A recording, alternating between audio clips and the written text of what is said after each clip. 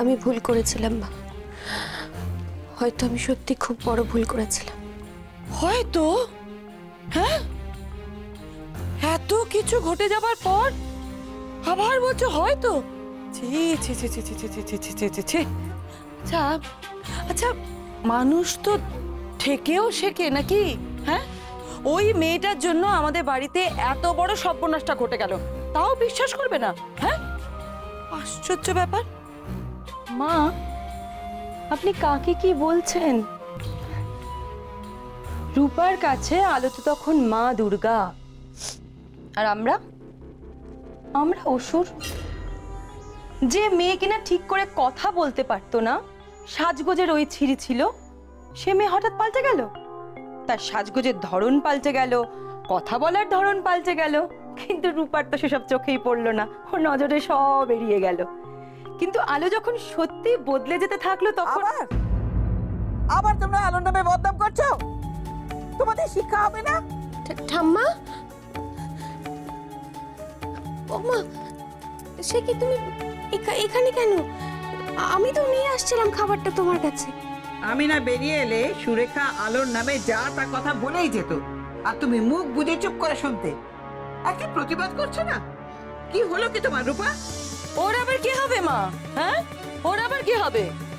যা হবার তা তো হয়েছে আলো। রূপা প্রতিবাদ করবে কোন মুখে?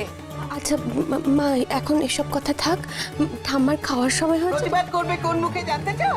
প্রতিবাদ তো আমাদের সবার করা উচিত আলোর বিরুদ্ধে। আপনি তো আমাদের গালাগাল কম কিছু করেননি। আমরা নাকি অংশুর সব থেকে বড় শত্রু। আপনি জানেন জানেন আজকে অংশু কার জন্য হাজতে? আলোর জন্য।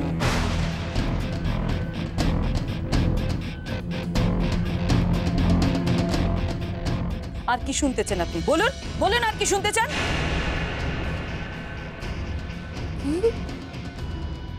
অংশু হাজতে? কি বলছো কি তোমরা? ঠাম্মা, ঠাম্মা তুমি আমার কথাটা শোনো। হ্যাঁ, আমি তোমাকে বলতাম। রূপা, এত বড় কথাটা আমাকে তোমরা জানানোর প্রয়োজন মনে করনি? এখন রূপাকে চেপে ধরে কি হবে? আপনার কাছে আলোর নামে দু চার কথা বলতে গেলে আপনি তো বিশ্বাস করবেন না। আপনি তো সহজে বিশ্বাসই করবেন না যে আলো এত বড় একটা ঠকবাজ, দুশ্চরিত্র মেয়ে। মুখ সামলে কথা বলো। আমি এখনো বেঁচে আছি। আমার সামনে আলোর নামে বদনাম করার সাহস হয় কি করে তোমার? আমি বিশ্বাস করি না, আমি বিশ্বাস করি না আলো খারাপ। কিছুতেই না, কিছুতেই না।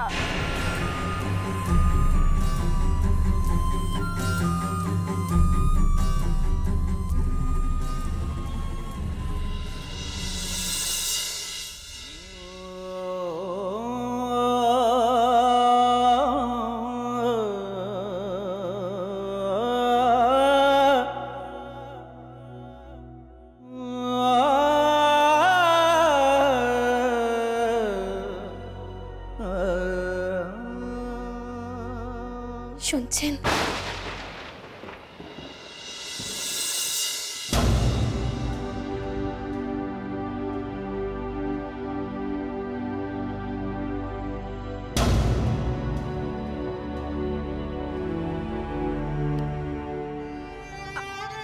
খুব কষ্ট পাচ্ছেন না?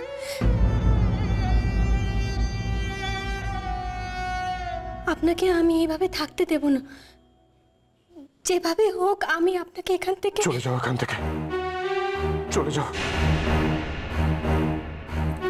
দয়া করে আমাকে চলে যেতে বলবেন না, আমাকে চলে যেতে বলবেন না। মিথ্যেবাদী,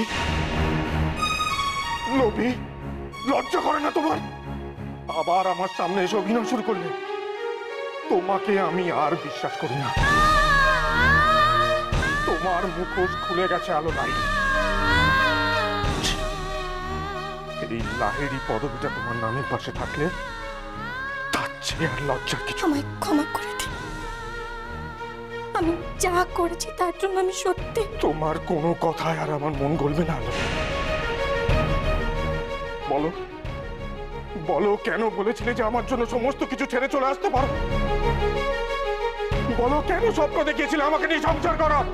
বলো, কেন বিশ্বাস করেছিলে যে তুমি আমাকে ভালোবাসো? বাসি তো, আমি শুধু আপনাকেই ভালোবাসি। চুপ। এই ভালোবাসার কথাটা তোমার মুখে মানায় না আলো। তাহলে সবার কাছে ভালোবাসার কথাটার অর্থ খুব খারাপ হয়ে যাবে। তুমি আমাকে মিথ্যে ভালোবেসেছ, সম্পত্তির জন্য আমার সামনে ভালো সেজেছো, আমাকে মিথ্যে বলে ওই অফিসে গিয়ে বসেছো, তুমি রোজ ওই সম্পত্তির উপর চড়ি করিয়েছো। তোমার কাছে ভালোবাসা মানে কি জানো? তোমার কাছে ভালোবাসা মানে টাকা, ভালোবাসা মানে দম্ভ প্রতিপত্তি, ভালোবাসা মানে টাকা।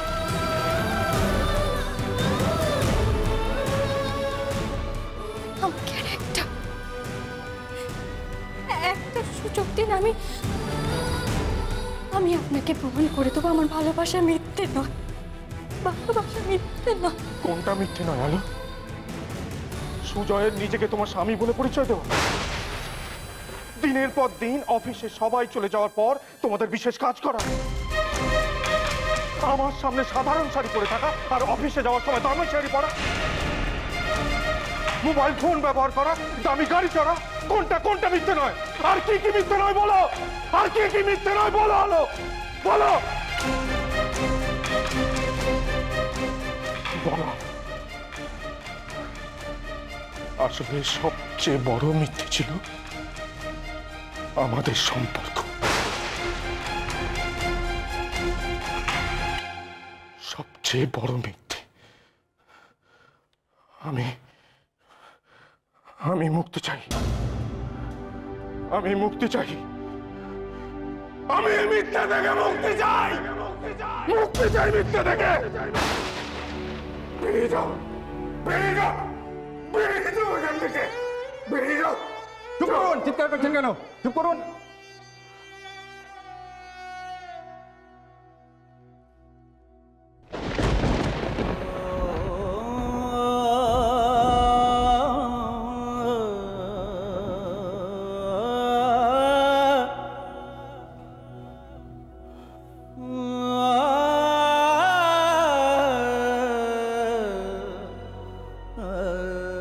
আলো, আমি তোমাকে কোনোদিনও ক্ষমা করতে পারবো না আলো, কোনোদিনও না।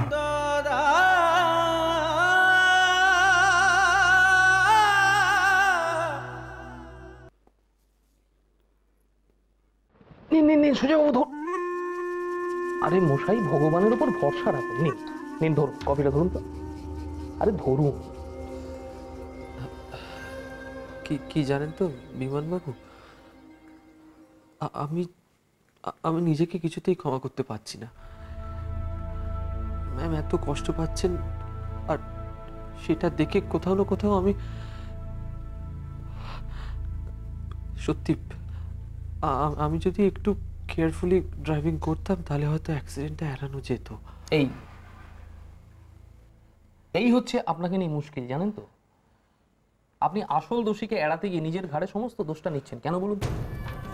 না, মানছি আপনার মনটা অনেক বড় সুজয়বাবু, কিন্তু তাই বলে আপনার ড্রাইভারের এরকম কেয়ারলেসের মতো একটা আচরণকে আপনি ওভারলুক করতে পারেন না।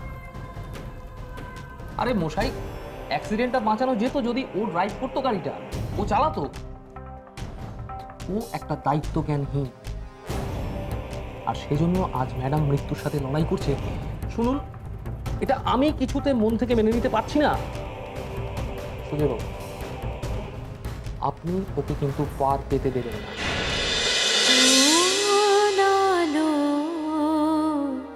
লাগলো চোখে